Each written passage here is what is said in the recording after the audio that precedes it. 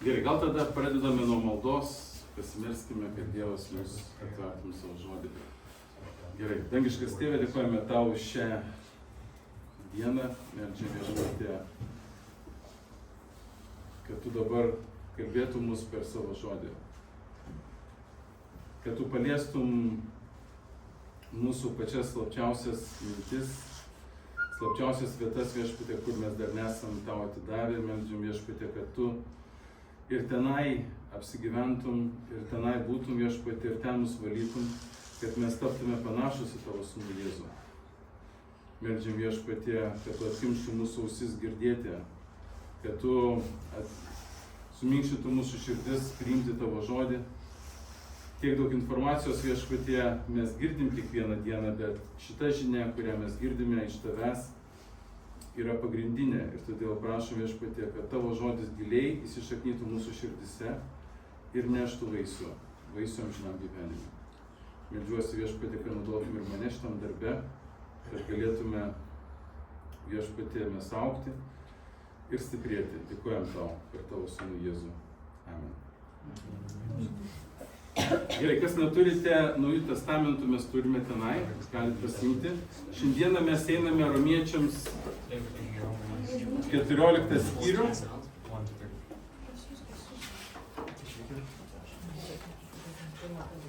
Romiečiam 14 skyrius.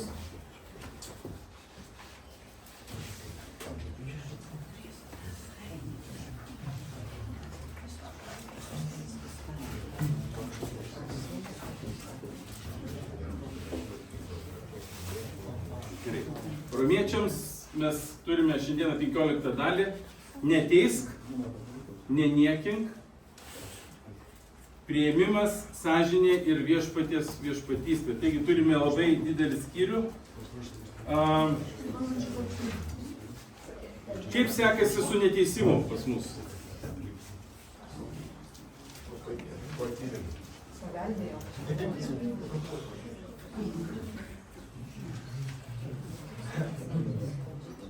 Kai mes esame bendruomenėje, natūraliai kyla tokie dalykai, kai mes pradedame vienas kitą vertinti, teisti, nagrinėti, prasideda visokios apkalbos ir dalykai, kurie ne visai tinkami Dievo žmogui. Taigi, Romiečiam 13 skyrius mes pabaigėme su tokiu sakiniu. Romiečiam 13 skyrius sakoma, 14 eilutė, bet apsirenkite viešpačiu Jėzumi Kristumi ir netenkite kūno geidulių. Kaip sekėsi per šią savaitę apsirengti Jėzumi Kristumi?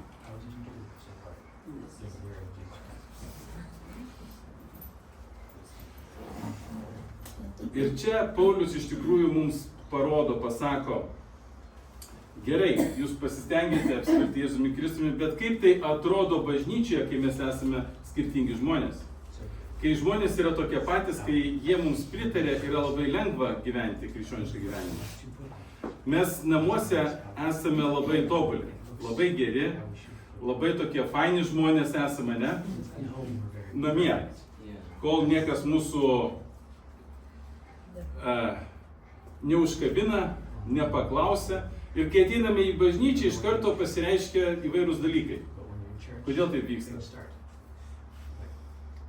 Todėl, kad mes visi ateiname iš skirtingų patirčių, su skirtingais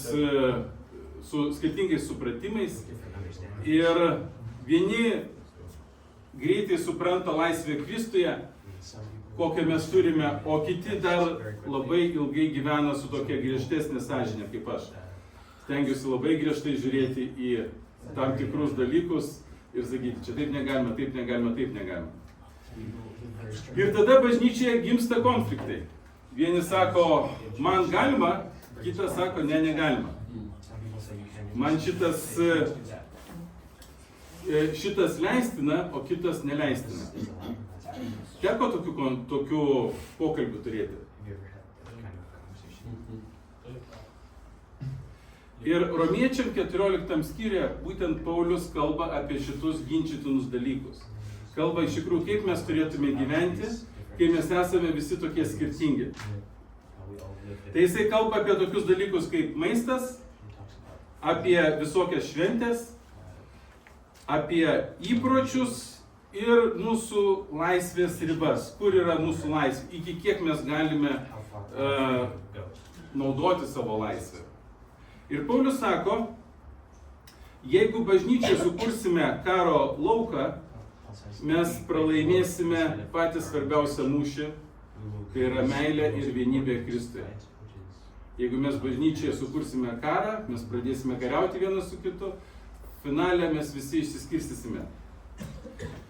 Taigi, vienas iš greičiausių būdų sugriauti bažnyčią yra padaryti antraeilius dalykus svarbesnius už Kristų.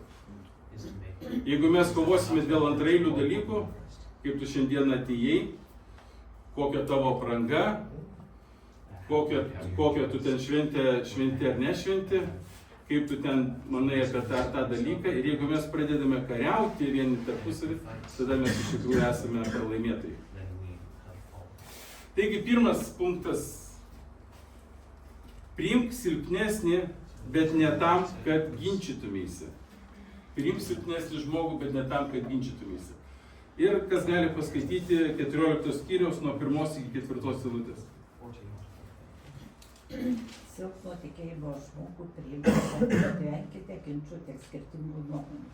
Vienas įsitikinęs, kad galima viską valgyti, o silpnas valgo tik daržoves. Kuris valgo, tai nesitenkina nevalgančio, o kuris nevalgo, tai neteisė valgančio, nes Dievas jį priėmė. Kas tu toks, kad drįsti teisti kito tarną?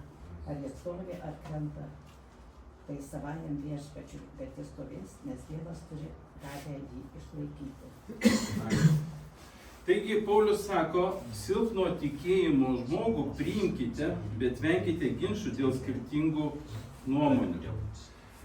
Čia jisai nesako, kad jeigu tas yra silpnas žmogus, tai jis yra blogesnis. Tai yra labai svarbu suprasti, silpnas žmogus jisai nėra blogesnis už mane. Ir silpnesnis dažnai reiškia, sąžinė būna labai jautri įvairiems dalykams. Ir dar bijanti suklysti, toksai žmogus stengiasi nuo visko atsiriboti. Ir vienas valgo mėsą, kitas valgo vien daržoves. Vienas valgo kiaulieną, kitas nevalgo kiaulienos. Šiandieną mes turėsime išbandymą su edžiai maistu. Ir pasižiūrėsime iš tikrųjų, kaip mums pavyks išlaikyti tai. Ar ne? Taigi vienas valgo viską, o kitas nevalgo. Vienas jaučiasi laisvas, o kitas jaučiasi toksai, žinot, suvaržytas. Ir Paulius šiandien sako du dalykus. Tegul nevalgytojas neteisia valgančio. Jeigu tu valgai, tarkime, kiaulieną, ar valgai mėsą, ar valgai dar kažką tai, tas, kuris nevalgo tų dalykų, negali teisti to, kuris valgo. Ir atvirkščiai, tas, kuris valgo, negali paniekinti nevalgančio žmogaus. Tarkim, jeigu aš valgau mėsą, aš negaliu pasakyti dabar, Kristinai, kaip tu čia dabar valgai tik daržoves, ar ne? Ir su tokia panieka žiūrėti, ne? Tai pasižiūrėk, taigi galima valgyti, taigi Biblija leidžia, ar ne? Ir aš tada galiu išsitraukti Dievo žodį ir bandyti kirsti ir paniekinti, ar ne? Va taip labai dažnai būna bažnyčioje, kai ateina vienas žmogus su viena nuomonė, kitas ateina su kita ir pradeda ginčytis. Taigi, tas, kuris nevalgo, neturi teisti to, kuris valgo. Ir atvirkščiai, kuris valgo, neturi niekinti nevalgančio. Ir čia yra dvi nuodėmės. Yra teisimas, mes tada pradedame teisti žmogų, aš esu teisesnis, aš esu geresnis, aš geriau suprantu Dievo žodį ir todėl aš esu geras. Ar ne? Mes norime būti geri, mes norime patikti viešpačiui ir todėl jeigu kitas žmogus elgiasi kitaip negu aš, vadinasi su juo kažkas yra blogai. Taip? Jeigu kitas nesielgia kaip aš, jis vadinasi yra kitoks ir vadinasi yra blogas. Taip? Tai yra teisimas ir tada gaunasi, kad aš tampu teisesnis, ar ne? Aš noriu pasirodyti, kad aš esu geresnis. Ir iš kitos pusės atsiranda tokia panieka, tu esi silpnas, tu esi juokingas, tu esi kitoks ir prasideda konfliktas.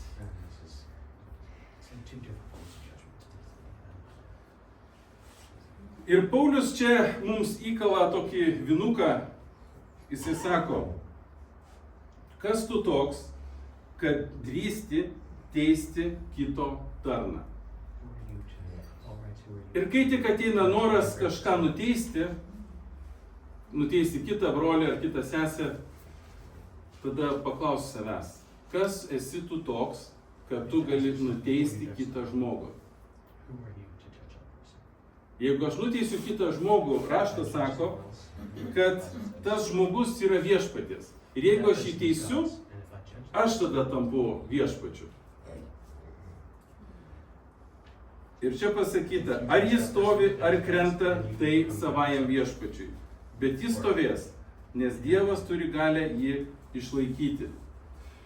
Taigi priėmimas nereiškia, kad mes tapsime visi vienodi. Dabar mes turime, žinot, taip, ateini į bažnyčią, į bendruomenę ir pasakyti, čia prie durų. Tu valgai mėsą? Jeigu valgai, tai gali užeiti. Jeigu nevalgai, tai tada ne.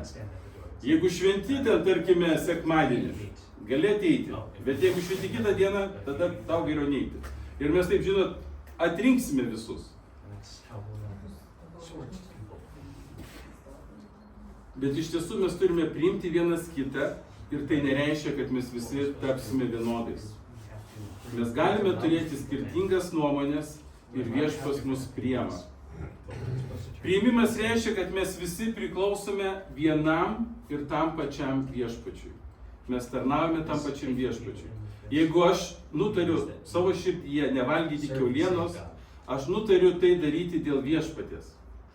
Jeigu aš nutariu nevalgyti kažkokių tai dalykų, saldumynų, tarkim, aš nutariu tai daryti dėl viešpaties. Jeigu mes pasnikaujame ne todėl, kad norime pasirodyti, bet mes pasnikaujame savo viešpačiui. Taigi, paklauskime savęs, ar aš esu linkęs teisti tuos, kurie gyvena laisviau? Ar aš linkęs niekinti tuos, kurie gyvena griežčiau? Ir savo širdie mes iš tikrųjų turėtume sąžiningai atsakyti, kurioje vietoje aš esu. Ar aš teisiu, ar aš paniekinu? O gal su jumis viskas yra gerai? Paskaitykime šiek tiek, prisiminkime istoriją apie Jeruzalės susirinkimą, Apaštalų darbų 15 skyriuje. Teko skaityti?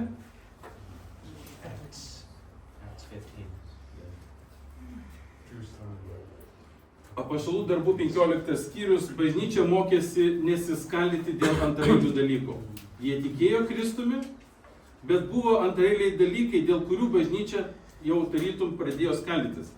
Ir ankstyvoje bažnyčioje kilo didžiulis konfliktas.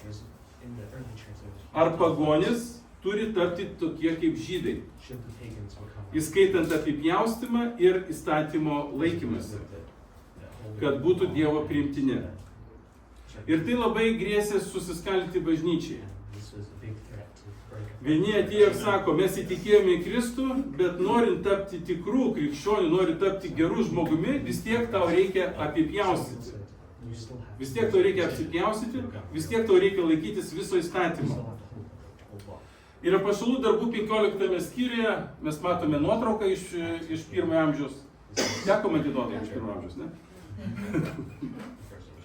Taigi, 1 amžiuje bažnyčia susirinko spręsti šito klausimo. Ir apaštalai ir vyresnieji ieškojo sprendimo, kaip išlaikyti Evangeliją kad tu esi išgelbėtas per malonę, bet kartu labai jautriai pasižiūrėti į tuos bendruomenės santykius ir sąžinės. Ir tai, apie tai kalba irgi apaštalas Paulius. Yra dalykų, kurių mes negalime nusileisti. Yra dalykų tokių, kur mes negalime pasakyti, kad mes nusileisime šitoje vietoje. Tarkime, Evangelija, kad mes esame išgelbėti tik per malonę. Kad Jėzus Kristus yra vienintelis vardas duotas danguje ir žemėje, per kurį mes galime būti išgelbėti. Bet yra dalykų, kuriuose mums negalima skaldytis. Tai yra dalykų, kurie yra ginčytini klausimai. Ir toliau apaštalas Paulius rodo, kad ginčytini klausimai turi vieną centrą. Ne kas yra teisus, o kam tu priklausai. Ne kas yra teisus tuose antraeiliuose dalykuose, bet kam mes priklausome. Ir čia yra labai svarbu. Paskaitykime antrą dalis. Tu gyveni viešpačiui, sąžinė ir garbinimas kasdienybėje. Paskaitykime nuo 5 iki 9 eilutės. Vienas įskiria vieną dieną iš kitų dienų, o kitam jūs visos vienodos. Kiekvienas tegūna įsitikinęs pagal savo išmanymą. Tas, kuris įskiria dieną, daro tai viešpačiui. Ir tas, kuris neišskiria dienos, nesilaiko jos viešpačiui. Tas, kuris valgo viešpačiui, nes jis dėkoja Dievui, o tas, kuris nevalgo viešpačiui ir dėkoja Dievui. Ne vienas iš mūsų negyvena savo ir ne vienas savo nemiršta. Jei mes gyvename viešpačiui ir jeigu mirštame, viešpačiui mirštame. Todėl ar mes gyvename, ar mirštame, esame viešpaties. Nes dėl to Kristus ir mirė, ir prisikėlė, ir atgijo, kad būtų ir mirusiųjų, ir gyvųjų viešpats. Ačiū. Čia labai gražiai apaštalas Paulius mums aiškina tam tikrus dalykus. Yra žmonių, kurie sako, kad mums reikia švęsti šabą, šeštadienį. Teko girdėti? Galbūt kas nors iš mūsų irgi susidūrėte su tuo, kad galvojate, galbūt aš patiksiu Dievui labiau, jeigu pradėsiu švęsti šeštadienį. Buvo tokios mintis. Vienu momentu aš skaičiau Dievo žodį ir galvoju, žinot, reikia tada man atsisakyti kiaulienos, nes Senam testamente buvo parašyta, kad žydams uždraudė, paskui reikėtų gal ir šabą pradėti švęsti, gal ir tą dalyką daryti, ir aš tada pradėjau galvoti, o kodėl aš taip noriu taip daryti? Noriu tam, kad atseit būti arčiau Dievo. Bet ar tie dalykai priartina mane prie Dievo? Kaip galvoju? Jeigu dabar mes švęsime vieną dieną kažkurią, ar mes būsime arčiau Dievo, ar ne? Tarkime, vienas įsitikinęs, kad reikia šabą švęsti, o kitas įsitikinęs, kad sekmadienį reikia švęsti. Kuris teisesnis?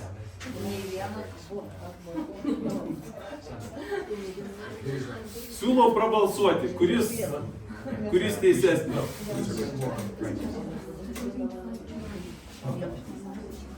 Ką apaštalas Paulius sako? Sako, jeigu tu šventi vieną dieną, tu ją šventi kam? Tu jam šventi viešpačiui. Jeigu paskiri kitą dieną švęsti, tu ją šventi kam?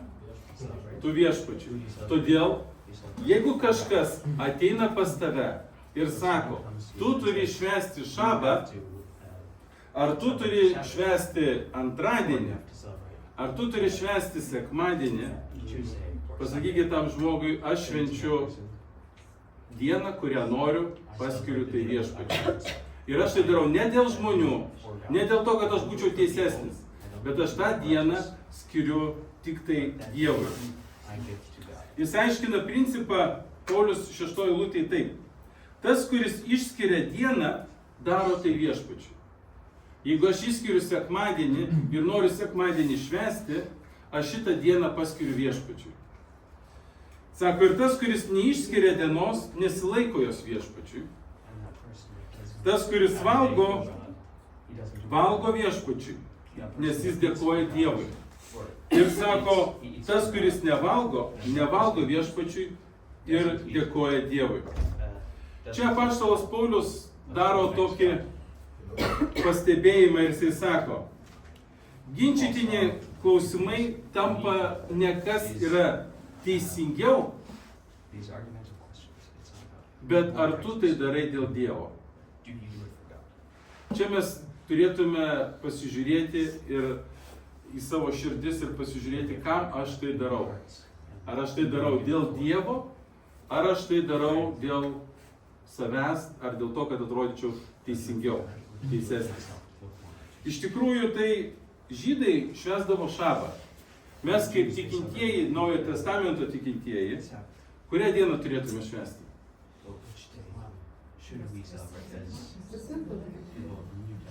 Kaip galvojate?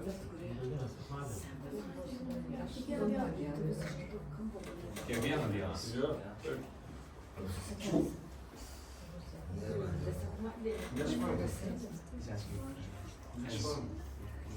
Naujojo Testamento tikintieji švenčia kiekvieną dieną.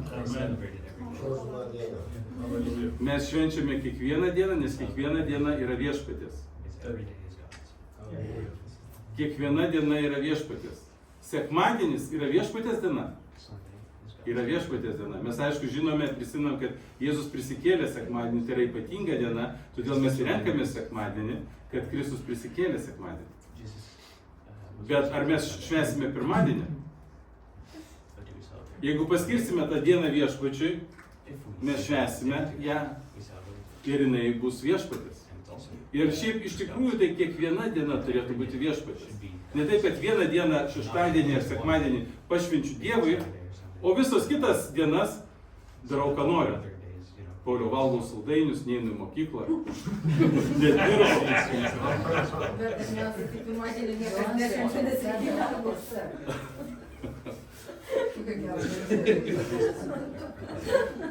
Ir po sekmadienio labai sunkiai. Taigi 7 ir 8 eilutės.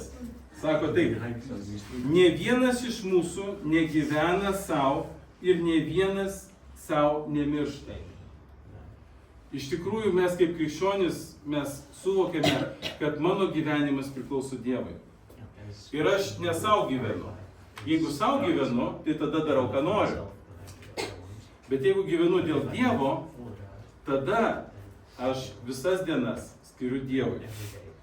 Ir jeigu mes gyvename viešpačiui, rašo Paulius, ir jeigu mirštame, mes mirštame viešpačiui. Todėl ar mes gyvename, ar mirštame, esame viešpaties. Ne aš pats esu karalius, bet aš esu priklausomas nuo Dievo. Taigi krikščionio laisvės centras nėra tas, kad ar man galima, ar aš būsiu teisingesnis, ar teisesnis, elgdamasis vienaip ar kitaip. Krikščionio laisvės centras yra aš priklausau Kristui. Aš priklausau Kristui, dėl jo gyvenu, dėl jo valgau, dėl jo nevalgau, dėl jo mirštu. Viską darau dėl Kristaus. Ir tai atspindi mūsų tą laisvę. Taigi pasirinkimai mūsų kyla ne iš to, ką pasakys žmonės, bet ar viešpačiui tai patinka. Labai dažnai būna ginčai dėl aprangos. Kokią aprangą turėtume dėvėti einant į bažnyčią. Kaip galvojate, kokią aprangą turėtume dėvėti? Ar vyrai turi ateiti su kostiumu? Taip.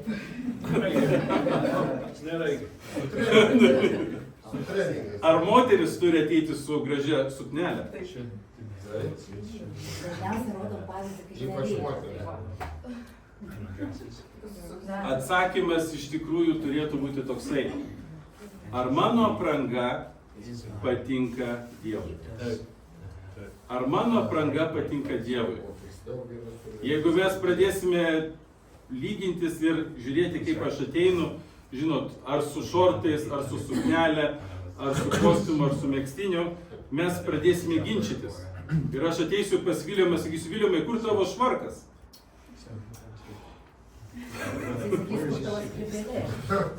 Va. O tada Viljamas sakys, o kur tavo skrybėlė? Aš parsivežiau skrybėlę tokią didelę iš Meksikos.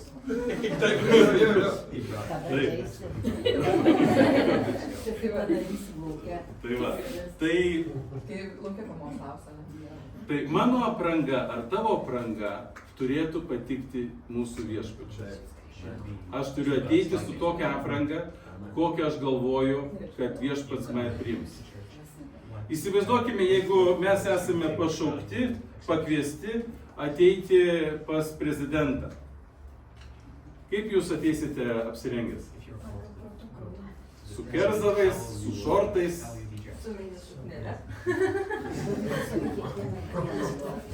Ar ne? Taigi mes turime žiūrėti, kaip mes apsirengėme ir kur mes einame. Jeigu ateiname pas viešpatį, turime ateiti padoriai, kad viešpas mus priimtų. Aišku, jeigu tu neturi rūbų, ateik ir su mini. Bet vyrai tada neturės kur dėti akių. Bet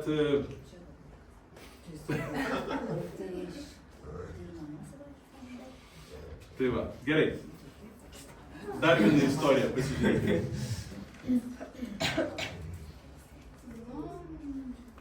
Nu, kur tavo istorija? Ne, ten su paveiksliuku turi būti. Istorija apie Hudsoną Taylorą. Pakel biškį. Strigo. Gal teko girdėti šitą žmogų Hudsonas Tayloras? Tikrai. Teko? Gerai. Hudsonas Tayloras buvo 19 amžiaus misionierius Kinijoje. Jisai nusprendė, kad dėl Evangelijos jisai ne tik mokysis kinų kalbos, bet ir prisitaikys prie kinų išoriškai. Jisai vilkės vietinius drabužius, nešios tuo metu kinams įprastą šukuoseną. Čia kaip tas žmogus atrodė natūraliai ir kaip jisai tapo kinu. Su savo apranga, savo šukuosena, visa kita, jisai prisitaikė prie tos kultūros. Ir dalis vakarų krikščionių kritikavo jį. Sako, kaip čia tu dabar taip atrodai? Kodėl tu taip darai? Ir kilo toksai ginčas. Ir Tayloro principas buvo labai paprastas. Iš esmės jisai nekeičia Evangelijos, jisai perduoda Evangeliją taip, kaip parašyta, bet norint pašalinti tam tikras kliūtis toje kultūroje, kad žmonės jį priimtų, kad žmonės išgirstų Evangeliją ir kad neužkliūtų už jo kultūros, jisai keičia savo išvaizdą tam, kad prisideninti prie vietinių žmonių. Ir tai labai artima mūsų romiečiams 14 skyriuje. Nepadaryti antraeilių dalykų šventais, bet siekti, kad Evangelija būtų laimėti žmonės, o ne mano ego. Ne kaip aš atrodau, ne kaip čia mane gerbė, bet aš prisitaikau prie tam tikrų žmonių, kad juos laimėčiau. Paulius irgi sako, su žydų aš tapu žydų, su pagoniu aš tapu pagoniu, tam, kad juos visus laimėčiau. Taigi, Paulius dabar persijungė dar griežtesnį perspėjimą. Teisimas ir panika ne tik yra nemalonu, bet ir labai pavojinga. Nes mes visi atsakysime mūsų viešpačiui. Trečias punktas. Neteisk, nes pats turėsi atsakyti prieš mūsų viešpatį. 10-12 eilutės. Skaitom? Tai kodėl tu teisi savo brolį? Arba kodėl niekini savo brolį? Juk mes visi stosime prieš Kristaus teismo krasą. Parašyta, kaip aš gyvas, sako viešpats, prieš mane suklūps kiekvienas kelias ir kiekvienos lūpos išpažins Dievą. Taigi kiekvienas iš mūsų duos Dievui apyskaitą už save. Ačiū. Taigi čia apaštalas Paulius griežtai sako, kodėl tu teisi savo brolį, arba kodėl niekini savo brolį. Juk mes visi stosime prieš Kristaus teismo krasę. Čia jisai labai griežtai sako, jeigu tu paniekini brolį, tu paniekini Kristų. Tu paniekini Kristaus viešpatavimą. Jeigu tu pasakai, jeigu tu pradedi priekaištauti to brolio, ginčyti su juo, tu iš tikrųjų tampi teisėju. Ir sako jisai, juk mes visi stosime prieš Kristaus teismo krasę. Kai kurie tikintieji mano, kad mes nebūsime teisiami. Tikintieji, tie, kurie mes esame Kristaus, mes nebūsime teisiami. Taip. Iš vienos pusės mes nebūsime teisiami Baltojo sosto teisme, kai visi tikintieji bus teisiami. Tai yra, kai visi žmonės bus teisiami. Visi žmonės bus teisiami, bet tikintieji tame teisme nebus teisiami. Bet mes visi stosime prieš Kristaus teismo krasę. Ir kiekvienas iš mūsų mes turėsime atsakyti prieš Dievą, ką mes padarėme. Ar ne? Kaip aš kalbėjausi su Hariu? Ar ne? Ką aš jam pasakiau? Ką aš pasakiau Justui? Kodėl aš jį paniekinau? Ar ne? Už kiekvieną mūsų žodį ar poelgį mes kiekvienas turėsime atsakyti. Kiekvienas turėsime asmeniškai atsakyti.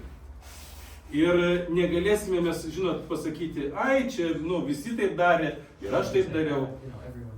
Čia tokia kultūra buvo ar dar kažkas tokio.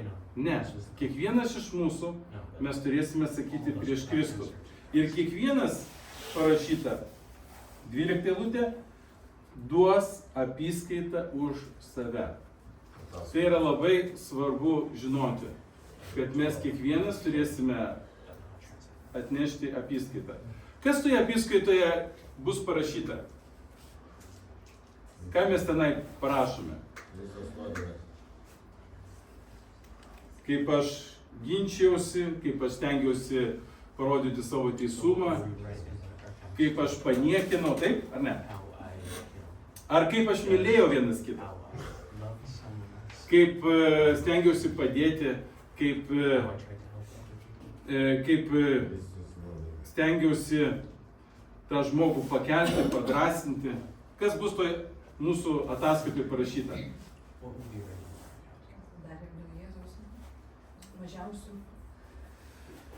Taigi šitas dalykas, šitas teismas mus išlaisvina iš dviejų dalykų.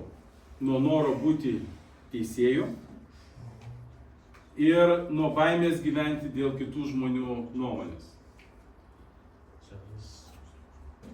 Kai prisimeni, kad turėsi atsakyti Dievui už tai, ką padarei, mums jau tada nebereikia teisti kitų žmonių. Tai Dievas teis. Dievas padarys teismą. Klausimas yra toksai. Ar aš neperėmiau Dievo vaidmens teisdamas brolį ar seserį? Ar aš netapau teisėju?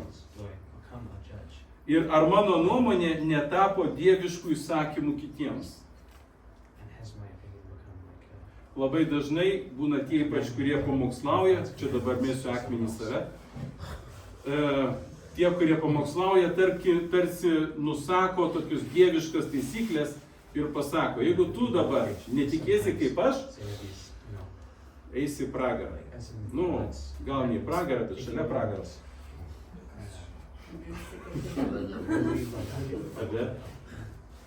Kartais mes mėgstame padaryti tam tikras taisyklės ir pasakyti, kad va taip ir taip tu turi elgtis, taip ir taip tu turi gyventi, taip ir taip, tą ir tą tu turi valgyti, arba tą ir tą tu turi švęsti.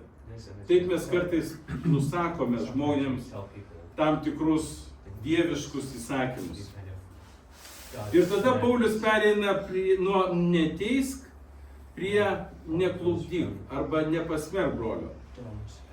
Ir čia yra brandžiausia meilės forma. Ketvirtas punktas. Laisvė be meilės tampa klupdymu. Paskaitykime nuo 13 iki 18 eilutės. Tad liaukime teisti vieni kitus, verčiau pasiryškime nebeduoti broliui akstino nupulti ir pasipiktinti. 14. Aš žinau ir esu tikras viešpatyje Jėzuje, kad nieko nėra savaime netyro, bet tai, kas mano esant netyrų dalykų, jam jie yra netyri. Iki 18. Jei tavo brolis liūdi, kai tu viską valgai, tu jau nebesielgi kaip reikalauja meilės. Savo valgymu nepastumėk į pražūtį to, už kurį mirė Kristus. Ką jūs gerai darote, tegul nebūna akstinas piktžodžiauti. Iš tiesų Dievo karalystė nėra valgis ar gėrimas, bet teisumas, ramybė ir džiaugsmas šventojoje dvasioje. 18. Kas šitaip Kristui tarnauja, tas mielas Dievui ir priimtinas žmonėms. Gerai, ačiū. Taigi 13 eilutė sako taip, tad liaukitės teisti vieni kitus. Žinot, apaštalas Paulius tarytum atgyja 21 amžiuje ir sako, bažnyčia, nebeteiskit vieni kitus. Jisai sako, verčiau nuspręskite neduoti broliui suklupimo akmens ir kad jisai nepasipiktintų. Ir čia labai geras principas yra. Tu gali būti teologiškai teisus, bet neteisus parodydamas tai. Neteisus elgdamas arba neteisus sakydamas tam tikrus dalykus. Jeigu brolis, tarkime, nevalgo mėsos arba nevalgo kiaulienos ir tu jį pasikvieti pas save į svečius. Jis ateina ir tu specialiai jam išverdi kiaulienos, kotletus, skanius tokius ir duodi jam valgyti. Kaip atrodytų? Nelabai kaip. Paulius čia nesako, kad nieko nėra savaime nešvaraus. Bet jeigu žmogui atrodo, kad tai yra nešvaru, tai jau yra problema. Visas maistas, viskas yra duota žmogui ir niekas nėra nešvaru. Viską galima valgyti. Tačiau vienam žmogui gali tai atrodyti blogai. Ir gali jisai to nevalgyti. Ir jeigu jisai tai valgys, jo sąžinė susiteps. Ir taip mes pastumėsime brolį į nuodėmę. Jeigu mes dabar visi kirsime, tarkime, kiaulieną, o jisai ateis ir sakys, aš nevalgau to. Žinot. Ir 15 eilutė sako, jei tavo brolis įsižeidžia dėl maisto, tu jau nebesielgi iš meilės. Savo maistu nesužlugdyk to, už kurį mirė Kristus. Aš esu laisvas pasirinkti ir aš tikiu, kad aš galiu valgyti mėsą. Bet jeigu brolis ateina pas mane ir aš prie jo valgysiu mėsą, iš tikrųjų aš papiktinsiu jį. Ir todėl Paulius sako, tu taip nesielg. Tu taip nedaryk. Ir Paulius, žino, čia neįveda legalizmo, bet jis įveda meilę. Jis sako, Dievo karalystė, 17 eilutėje sako, nėra valgymas ar gėrimas. Labai dažnai mes sakome, kad tą reikia valgyti, ar to nevalgyti, ar tą švęsti, ar to nešvęsti. Ir Paulius sako, tai nėra Dievo karalystė. Jokio skirtumo, ar tu valgysi, ar tu nevalgysi. Ar tu švęsi tą dieną, ar tu švęsi kitą dieną. Jokio skirtumo. O kas yra Dievo karalystė? Teisumas, ramybė ir džiaugsmas šventojoje dvasioje. Taigi, krikščioniška laisvė nėra teisė daryti, ką nori. Aš esu laisvas, iš tikrųjų aš esu laisvas, Kristus mane išlaisvino ir aš galiu daryti, ką noriu. Bet mano laisvė nėra proga daryti iš tikrųjų, ką aš noriu. Krikščioniška laisvė nėra jėga atsisakyti, bet tai yra dalykas, kad aš turiu padėti broliui. Jeigu brolis yra silpnas kažkokioje vietoje, vienoj, aš turiu prie jo prisitaikyti. Ir taigi, taikymas konkretus šiandienai. Kokie realiai yra ginčytini dalykai? Bažnyčia, kokie? Dėl ko mes ginčiamės? Dėl visko.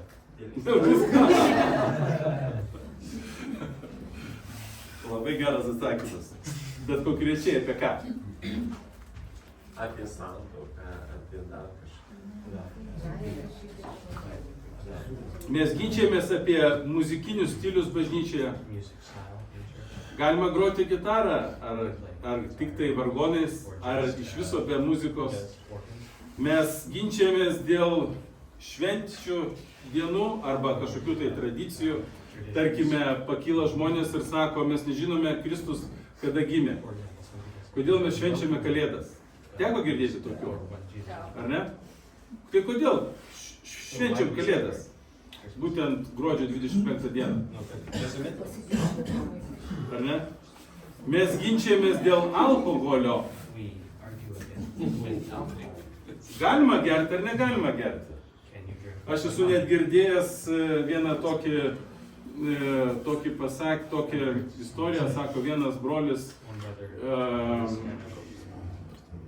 Amerika, man atrodo, kur sako, vienas žmogus atėjo pas kitą ir sako, pamatė jį rūkantį, ne, pamatė jį geriant alų, tai taip nustebo, kad net cigaretė iškrito iš datų. Pas mus alkoholikai sako, mes negeriame, mes ragaujame. Jo.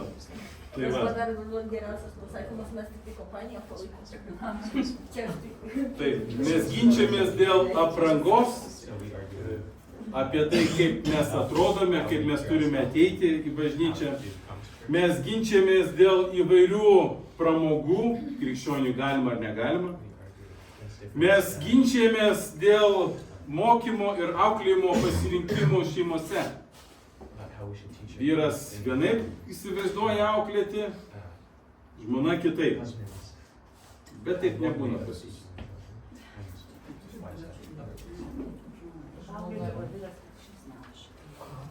Tai kaip Paulius sako, jeigu tai tampa priežastimi mylėti mažiau, tada tu esi pralaimėtojas. Jeigu mūsų šitie dalykai užima aukštesnę vietą, mes tada pralaimime. Trečia istorija apie Džordžą Mullerį.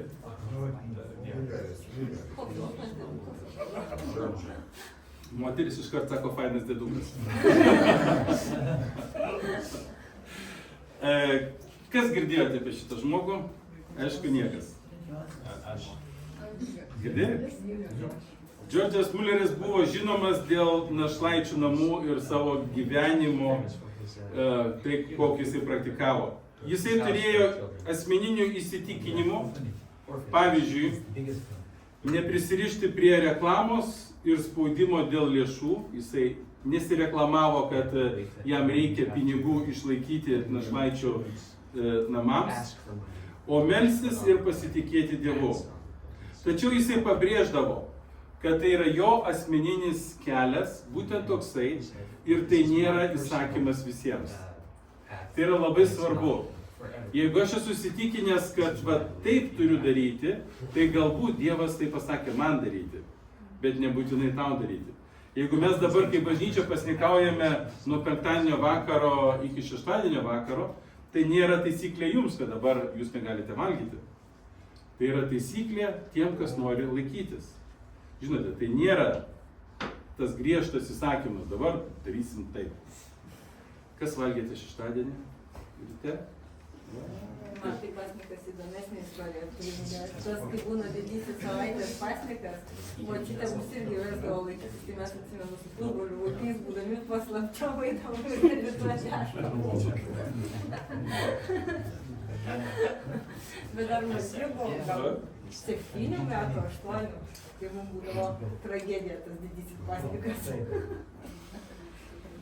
Tai gerai, tai Romiečių 14 skyrius sako, turėk sąžinę, būk tvirtas savo įsitikinime. Jisai nesako, kad tu savo sąžinę dabar patrauk.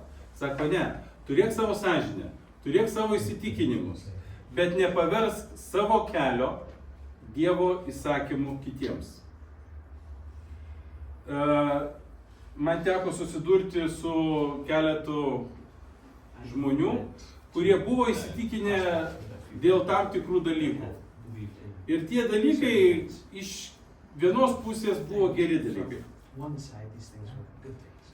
Ir kaip ir viskas būtų gerai, žmogus atėjo, išsakė savo nuomonę ir mes galime pasidalinti savo nuomonėm, savo patirtimi ir, sakykime, priimti tam tikrus sprendimus. Jeigu man tinka, aš pasilaikau, netinka, aš atmetu. Bet problema buvo su tais asmenims kita. Jie stengiasi jėga mane priversti tikėti taip, kaip jie tiki. Elgtis taip, kaip jie tiki ir gyventi taip, kaip jie gyvena. Ir tai yra problema. Jeigu tu įsitikinęs taip gyventi, Paulius sako, gyventi taip. Bet jeigu kitas žmogus įsitikinęs gyventi kitaip, tai nedrausk jam gyventi kitaip. Nes mes visi atsakysime prieš mūsų viešpatį. Aš atsakysiu už savo gyvenimą, bet nesakysiu už, tarkim, Vido gyvenimą. Kaip jisai elgėsi ir ką jisai gyveno, kaip jisai darė. Mes kiekvienas atsakysim už save. Todėl aš negaliu priversti Justo. Justai sakyti, dabar tu va taip turi daryti. Ir nevalgyti mėsos. Gerai, tai meilė saugo bendrystę. Meilė apsaugo mūsų bendrystę. Ir galiausiai Paulius pasako, kaip atrodo brandus tikėjimas praktiškai. Paskaitykime 5 punktą. Tikėjimas su švaria sąžinė. Ne viskas, kas galima, yra naudinga. Turime tai suvokti, ne viskas, kas galima, yra naudinga. Paskaitykime 19-23 eilutes. Tad siekime to, kas atneša ramybę ir pasitarnauja tarpusavio ugdymui. Negriauk Dievo darbo dėl maisto, nors viskas tyra, bet yra bloga žmogui, kuris valgo kitų papiktinimui. Gera yra nevalgyti mėsos, negerti vyno ir vengti visko, kas tavo brolį piktina, žeidžia ar silpnina. Turi tikėjimą, turėk jį savo prieš Dievą. Laimingas tas, kuris nesmerkia savęs už tai, ką pasirenka. O kas valgo abejodamas, tas smerktinas, nes valgo ne iš įsitikinimo. Visa, kas daroma ne iš įsitikinimo, yra nuodėmė. Ačiū. Paulius šiandien sako 19 eilutėje, tad siekime to, kas atneša ramybę ir pasitarnauja tarpusavio ugdymui. Ir tai yra labai gražus tikslas mūsų bažnyčiai. Mūsų tikslas yra siekti ramybės, ugdyti ir siekti tų dalykų, kurie mus gali pastiprinti. Ir tada Paulius sako labai praktiškai, 21 eilutė. Sako, yra gera nevalgyti mėsos, negerti vyno, vengti visko, kas tavo brolį piktina, žeidžia ir silpnina. Yra gera atsisakyti tų dalykų. Jeigu tu nori, jeigu tu gali, jeigu tave Dievas taip veda, atsisakyk tų dalykų. Ir pabaigoje jisai duoda principą. O kas valgo abejodamas, tas smerktinas. Nes valgo ne iš įsitikinimo. Visa, kas daroma ne iš įsitikinimo, yra nuodėmė. Tai reiškia, jeigu tavo sąžinė rėkia, o tu vis tiek darai, tu laužai ne taisyklę, tu laužai santykį su Dievu. Sąžinė nėra mūsų priešas. Jeigu sąžinė sako, to nedaryk, vadinasi, mes to turime vengti. Sąžinė yra vieta, kur Dievas mus moko vaikščioti tikėjime. Sąžinė mus kalba, sąžinė mus sako, daryk tą arba nedaryk tą. Taigi, pritaikymas. Ar aš spaudžiu kitus daryti tai, ko jų sąžinė dar nepriema. Do I press people to do something that your own Jeigu conscience aš doesn't stengiuosi priversti kitą žmogų gyventi arba tikėti arba elgtis taip, kaip aš esu įsitikinęs, o tas žmogus dar to nepriema, tai yra nuodėmė man ir gali būti nuodėmė tam žmogui. that can be a sin for that person. Ar aš naudoju laisvę kaip pasiteisinimą, Do I use freedom as tarkime, point? ryte vakare viškį išgeriu, And as ar an ten excuse, dar kažką padarau, ar tai yra laisvė man daryti, ką aš noriu. or is it Ir apaštalas Paulius sako, ne. Sako, aš to negaliu daryti arba aš to nedarau. right? Ir klausimas, ar aš siekiu ramybės ugdymo, ar aš siekiu laimėti ginčą. Do I try to win an argument? Nežinau kaip jūs, bet aš kaip vyras visada stengiuosi laimėti ginčą. As a man, I always try to win an argument. Aš jums įsivaizduoju. Kad tau tada vaizdas. Bet aš paskui išmokau dalyko, tokio, šeimoje ypač. In a family. Sako, ar tu nori būti teisus, Do you want to be right? ar tu nori būti laimingas. Or do you want to be happy? Bent jau mums moterims tai gaunasi, kad mes būname ir teisios ir laimingos. Nebūsi laimingas, tai neteisus. Tai va, mums vyrams yra truputį sunkiau. Mums vyrams yra sunkiau, ypač kovo 8, mes turime nusileisti beveik visur. Vieną kartą